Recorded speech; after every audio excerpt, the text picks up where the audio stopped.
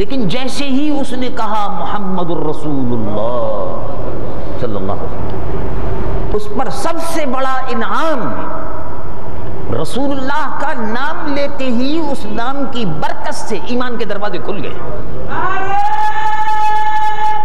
اللہ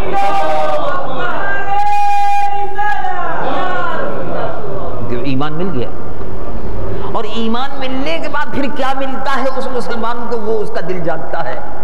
ایمان ملنے کے بعد پھر نماز ملتی ہے، روزہ ملتا ہے، قرآن ملتا ہے، رحمان ملتا ہے، یہ سب ملتا ہے، انعام سارے ہیں۔ وہ پادری صاحب ہم جانتا ہے، آپ سے بہتر جانتا ہے، لیکن آپ جو یہ کہہ رہے ہو کہ رسول اللہ صلی اللہ علیہ وسلم کو، مسلمانوں کے پیغمبر کو کوئی اختیار نہیں تھا، یہ غلط ہے، اختیار تھا،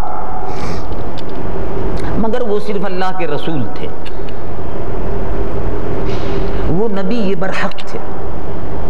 وہ قرآن لے کر تشریف لائے، ہمیں قرآن دے دیا، ہمارے پاس یہ بہت بڑی نعمت موجود ہے، اسلام نور ہے، وہ ہمارے سینوں میں موجود ہے، ایمان کی شکل میں موجود ہے۔ وہ صرف رسول تھے، اللہ کے برگزیدہ پیغمبر تھے، اور ہمارے عقیدے کے مطابق وہ نبیوں کے سردار تھے علیہ افضل الصلاۃ والسلام۔ لیکن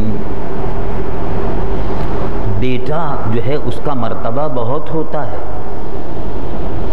پادری صاحب بیٹے کا مرتبہ تو بہت بلند ہوتا ہے، رسول کے مقابلے پہ بیٹے کا مرتبہ بلند ہوتا ہے، یہ نہیں ہوتا، کہاں ہوتا ہے؟ تو ہمارے رسول تو حضور پرنور صلی اللہ علیہ وسلم تو صرف رسول تھے، نبی محترم تھے، خاتم الانبیاء والمرسلین تھے، اللہ نے ان کو مخلوق کی رہنمائی کے لیے بھیج دیا۔ لیکن ظاہر ہے بیٹا تو بیٹا ہی ہوتا ہے۔ ہمارے رسول نے اللہ تبارک و تعالیٰ سے عرض کیا کہ دیکھیے صاحب میرے نواسے کو کربلا میں شہید کر رہے ہیں، اللہ تعالیٰ نے فرمایا میرے بیٹے کو لوگوں نے پھانسی پہ چڑھا دیا، میں ان کو نہیں بچا سکا تو اے رسول آپ کے نواسے کو کیسے بچاتا؟ اب بولیے پادری صاحب آپ کیا فرماتے ہیں؟ پادری صاحب جھنجھلا گئے، تو ظاہر ہے مسلمانوں کا مجمع تھا، انہوں نے کہا دیکھیے پادری صاحب آپ غصہ نہ کریں، ہمارے مولانا صاحب نے جو کہا ہے آپ اس کا جواب دیجئے۔ مولانا صاحب نے آپ سے کوئی جھگڑا نہیں کیا، مولانا صاحب نے آپ کی بات کا ٹھنڈا ٹھنڈا جواب دیا۔ آپ جو یہاں مجمع لگا کے دہلی کی جامع مسجد کے سامنے کھڑے ہو گئے اور ہزار مسلمانوں کو جمع کر کے آپ ان کو عیسائی بنانا چاہتے ہیں تو دلائل دیجئے اور دلیل سے بات کیجئے۔ رسول اپنی جگہ پر ہے اور بیٹا اپنی جگہ پر ہے، آپ ان کو بیٹا مانتے ہیں، ہم تو نہیں مانتے۔ تو آپ جس خدا کو مانتے ہیں، آپ جس خدا کو مانتے ہیں وہ تو الگ خدا ہے نا، ہمارا خدا تو الگ ہے۔ ہمارا خدا تو وہ ہے کہ جس کی شان میں اللہ رب العالمین جل جلالہ عم نوالہ ارشاد فرماتا ہے، اے محبوب صلی اللہ علیہ وسلم ارشاد فرما دیجئے، رب العالمین جل جلالہ عم نوالہ ارشاد فرماتا ہے، قل هو اللہ احد اللہ الصمد لم یلد ولم یولد ولم یکن لہ کفوا احد، اللہ وحدہ لا شریک ہے، اللہ احد ہے، ہم تو اللہ واحد احد یکتا اکیلا، جس کا نہ باپ ہے نہ ماں، نہ بیٹا ہے نہ بیٹی، کسی کا محتاج نہیں، سب اس کے محتاج، سب اس کے نیاز مند ہیں، وہ سب سے بے نیاز۔ ہم اس خدا کو مانتے ہیں، لیکن آپ جس خدا کو مانتے ہیں اس خدا کے بیٹے تھے حضرت عیسیٰ، تو وہ خدا اتنا بے بس ہے آپ کا کہ اس کے بیٹے کو یہودیوں نے صلیب پر چڑھا دیا، ہاتھ باندھ دیے۔ یہ جیسس کروسیفائڈ یعنی مطلب صلیب پر چڑھایا گیا۔ یہ جو آپ دیکھتے ہیں عیسائیوں کے پاس صلیب ہوتی ہے، یہ حضرت عیسیٰ کی صلیب کی تصویر ہے جس پر وہ چڑھائے گئے تھے۔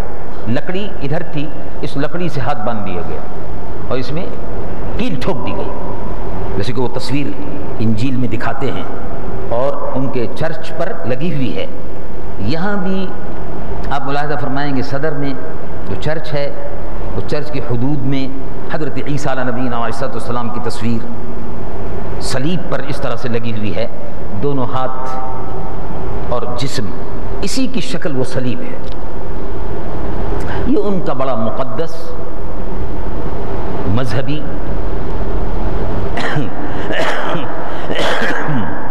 مونوگرام ہے جس سے وہ برکت حاصل کرتے ہیں. برکت کے لیے گلے میں بھی ڈالتے ہیں. جب عبادت کرتے ہیں تو صلیب. پادری صاحب جب عیسائیوں کی نماز یعنی پریئر، پادری صاحب جب عیسائیوں کی نماز پڑھاتے ہیں صلیب ڈالتے ہیں. تو عیسائیوں کا اپنا بڑا زبردست مذہبی شعار ہے، یہ بنیاد ہے ان کے عقیدے کی، صلیب. تو کہا اللہ رب العالمین جل جلالہ وعظم نوالہ جس خدا پر ہم یقین رکھتے ہیں، اب اس کی بات نہیں ہو رہی، جس خدا پر آپ یقین رکھتے ہیں جو حضرت عیسیٰ کا باپ ہے، تو اتنی بے کسی اور بے بسی کے ساتھ یہودیوں نے باندھ کر چھلنی کر دیا پورے جسم کو، میخیں ٹھوک دی جسم میں، ہاتھوں میں، پیروں میں، ہڈیاں توڑ دی، خون بہہ رہا تھا.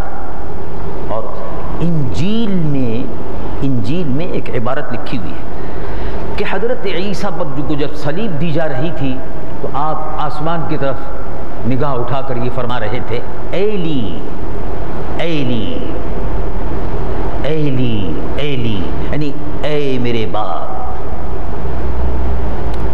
آپ نے میری مدد نہیں فرمائی، لما سبقتنی، کہ آپ میری مدد نہیں فرمائیں گے. تو مولانا صاحب نے کہا کہ جناب آپ کی انجیل میں لکھا ہوا ہے کہ حضرت عیسیٰ صلیب کے وقت فریاد کر رہے تھے مجھے بچا لیجیے. ویسے ہماری کسی کتاب میں نہیں لکھا کہ حضرت امام حسین رضی اللہ عنہ وارضہ جب شہادت کا وقت ہو رہا تھا تو یہ کہہ رہے تھے کہ مجھے بچا لیجیے. نہیں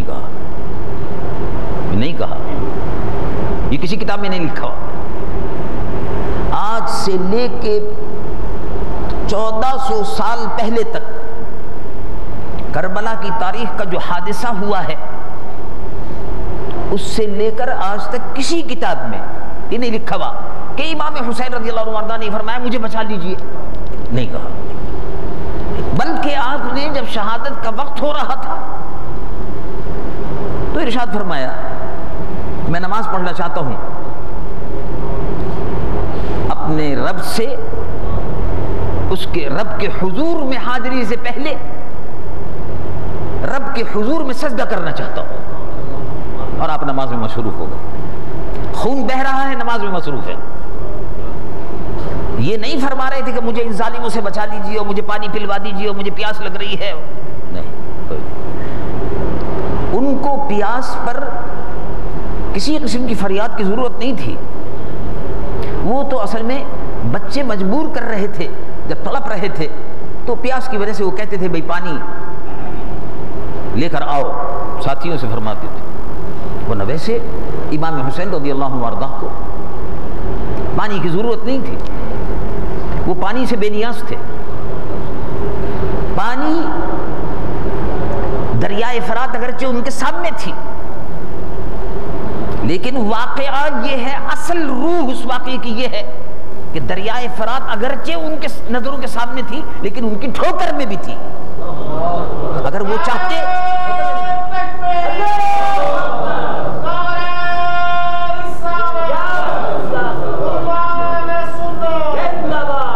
نواسہ رسول صلی اللہ علیہ وسلم کو یہ کرامت حاصل تھی کہ اگر وہ زمین پر ٹھوکر مارتے پانی کے چشمے ابل پڑتے، لیکن وہ صبر و رضا کا پیکر تھے. اللہ کی جانب سے جو امتحان مقرر تھا، یہ امتحان ہوتا ہے اور امتحان میں بڑے صبر اور استقامت کی ضرورت ہوتی ہے. اسی لیے اللہ رب العالمین جل جلالہ وعظم نوالہ قرآن مجید و فرقان حمید میں متعدد آیات طیبات میں یہ فرمایا. اور وہ آیت آپ بھی بارہا سنتے رہتے ہیں۔ اللہ رب العالمین قرآن مجید و فرقان حمید میں ارشاد فرماتا ہے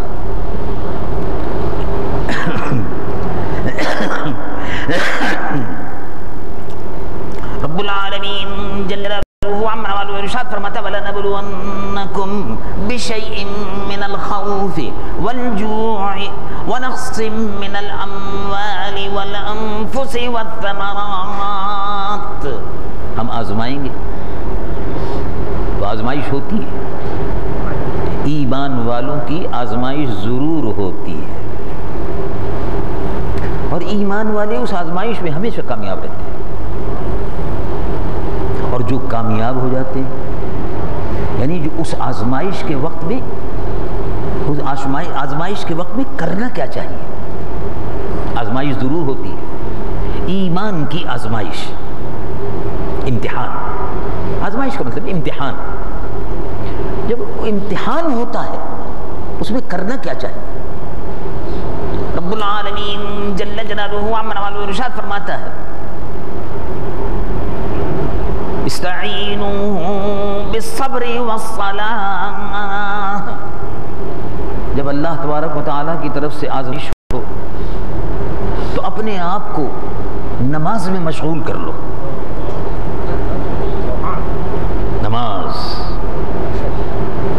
نماز میں بندے کا اللہ سے تعلق قائم ہو جاتا ہے، اور صبر، چنانچہ ارشاد فرمایا آیت مبارکہ میں رب العالمین جل جلالہ عما والہ ارشاد فرماتا وبشر الصابرین الذین اذا اصابتهم مصیبہ، اور صبر کرنے والوں کو بشارت دیجیے۔ مطلب یہ کہ صبر جو بھی حالات اور واقعات درپیش ہوں تو صبر کرنا چاہیے کہ اللہ کی طرف سے آزمائش ہو رہی ہے، اور اے اللہ مجھے اس آزمائش میں اگرچہ میں اس کا اہل نہیں ہوں، اگرچہ میں اس کا اہل نہیں ہوں، چنانچہ ایک آیت میں ارشاد فرمایا، دعا تلقین فرمائی، رب العالمین جل جلالہ عما والہ ارشاد فرماتا ربنا ولا تحملنا ما لا طاقت لنا به۔ اے اللہ جس کی مجھ میں طاقت نہیں ہے اس کا بار مجھ پر نہ ڈالی، یعنی مجھے آزمائش میں نہ ڈالی۔ اللہ تبارک و تعالیٰ سے یہ دعا کرتے رہنا چاہیے کہ مجھے آزمائش میں نہ ڈالیے، یعنی میرا امتحان نہ لیجیے، میں امتحان کے قابل نہیں ہوں، بغیر امتحان لیے ہوئے پاس کر دیجیے، اور کیوں پاس کر دیجیے؟ اپنے فضل سے کر دیجیے۔ تو ایسے دیکھیے اللہ رب العالمین جل جلالہ عما والہ ارشاد فرماتا ہے بہت سے لوگوں کو اپنی نماز پر گھمنڈ ہوتا ہے، اور بہت سے لوگوں کو اپنے علم کی دستار پر گھمنڈ ہوتا ہے، میری پگڑی ہے اور میرا صافہ ہے اور میں عالم ہوں، گھمنڈ ہوتا ہے، علم کا ایک گھمنڈ ہے، ان میں شاید میں بھی شامل ہوں۔ اللہ تبارک و تعالیٰ میرے گناہوں کو معاف فرمائے، اور اگر کوئی غلطی ہوئی ہو تو اللہ تبارک و تعالیٰ اس کو اپنے محبوب کے صدقے میں درگزر فرمائے۔ یہ ایک تصور آ جاتا ہے کبھی کبھی، میں عالم ہوں، میں حافظ ہوں، میں قاری ہوں، میں یہ آ جاتا ہے۔ تو اللہ رب العالمین جل جلالہ عما والہ ارشاد فرماتا ہے فلا تزکوا انفسکم، فلا تزکوا انفسکم، میں نماز پڑھتا ہوں، میں نمازی ہوں، لوگ مجھے نمازی کہتے ہیں، میں حاجی ہوں، میں روزہ دار ہوں، میں نے عمرے کیے، میں نے حج کیے، میں تسبیح پڑھتا ہوں، روزانہ درود شریف کی، روزانہ قرآن شریف کی تلاوت، روزانہ یہ تصور آ جاتا ہے ذہن میں۔ رب العالمین ارشاد فرماتا ہے، رب العالمین جل جلالہ عما والہ ارشاد فرماتا فلا تزکوا انفسکم هو اعلم بمن اتقى۔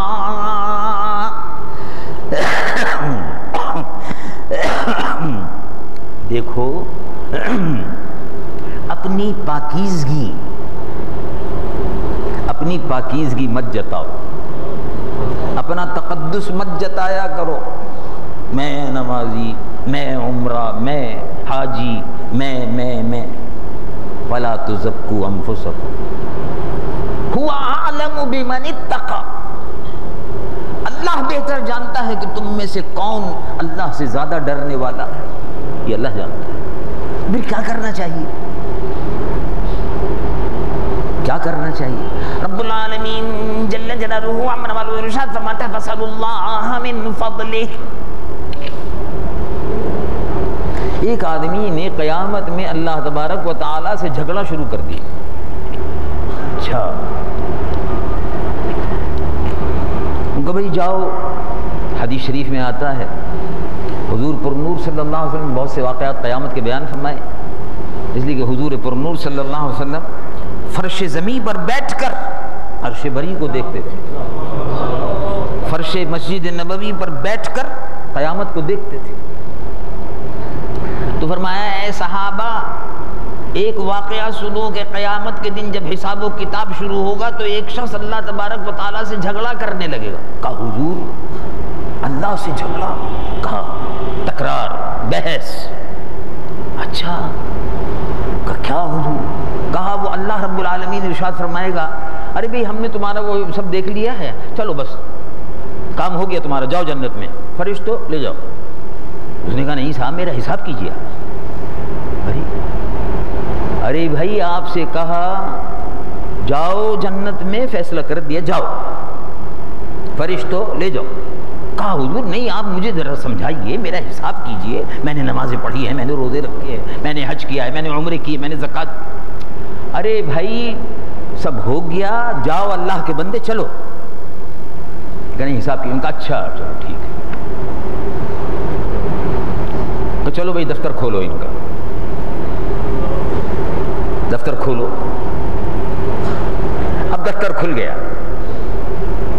ان کا بھائی اب حساب دو، ہم نے تم کو آنکھ نعمت دی، کہ جی ہاں دی تھی، تم نے آنکھ سے یہ کام غلط کیا، یہ غلط کیا، یہ غلط کیا، ہم نے تم کو ہاتھ دیا تھا، تم نے اس سے یہ کام لیا، یہ غلط کام لیا، یہ غلط کام لیا، یہ غلط کام لیا، پیر دیے اس سے یہ غلط کام لیا، یہ غلط کام لیا۔